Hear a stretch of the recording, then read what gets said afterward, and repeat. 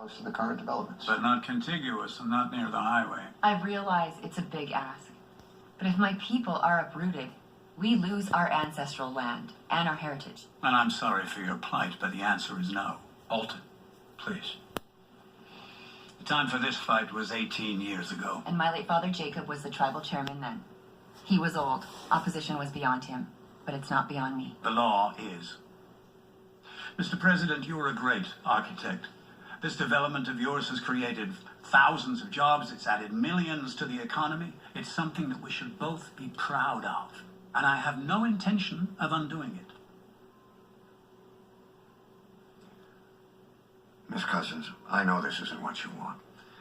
But if you would be willing to take the land swap instead, the federal government would make it well worth your while. Sir, my people trace our roots back 800 years to the Florida Peninsula. We were 90,000 strong at our peak.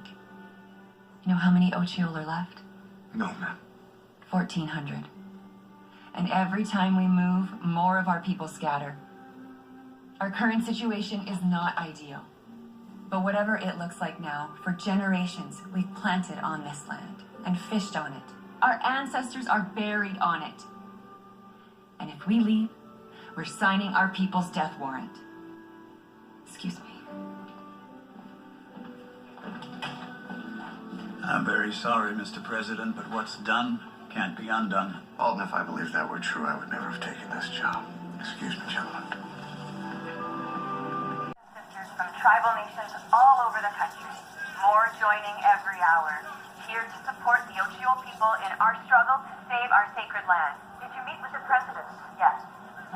He offered us a land swap. And here's what I told him. No to selling out our heritage. No to an architect who was paid to put us in this situation. No. Seth. Yeah.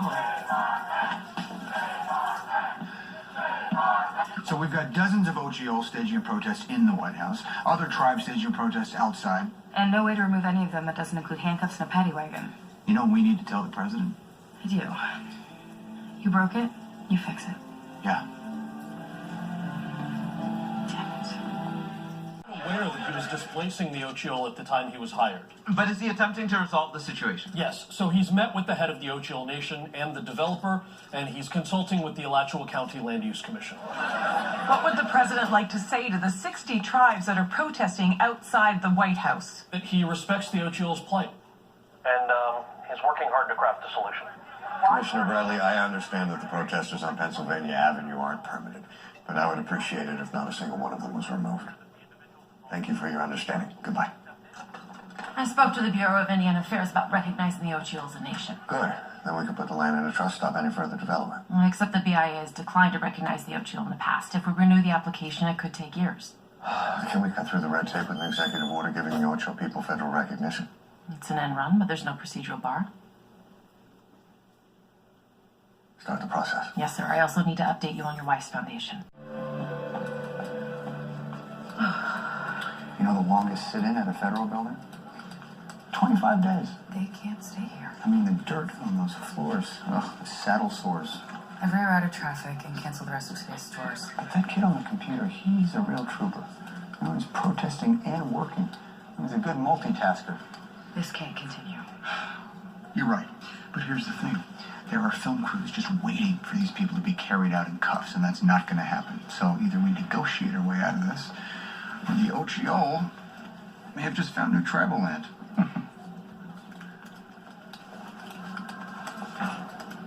Sense of responsibility, Mr. President. But it doesn't solve our problem. The White House Counsel is working to state the injunction. Respectfully, sir. To what end? In the history of the United States, the judiciary has given natives next to nothing. I know. Just like Congress. All these treaties that the U.S. government broke, failed to enforce. Treaties. Yes, sir. The Pickering Treaty, Potawatomi Treaty, Treaty K. I can go on and on. Were the Ochiol signatories to any of these treaties? I don't believe so, no. But they could have been. Your people were there, right? Sir? Give me Kendra Danes, please. A 200-year-old treaty between Spain and the United States? Is this some kind of a joke? No, Alton, it's not. In the 1700s, the Kingdom of Spain made deals with the indigenous peoples of the Florida Peninsula. Whereby, in exchange for various guarantees, Spain agreed to safeguard the tribal lands. Spain finally ceded Florida to the U.S. in 1819. And we assumed responsibility for those treaties, which are still in play. So you're saying the development can't proceed? I'm saying that you won't be taking any more land from these people. Not today, not tomorrow, not ever. 18 years ago, I took a chance on some young architect that no one had ever heard of. I built your reputation.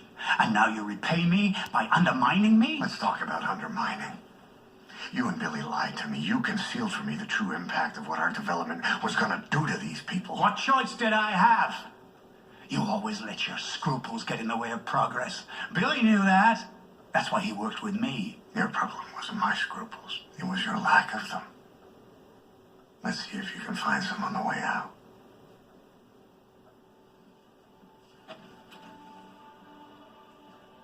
Miss Cousins, your land will remain yours. The treaty is binding no matter what. I don't know how to thank you, sir. I do. Please tell your people who are sitting out in our hall to stand up.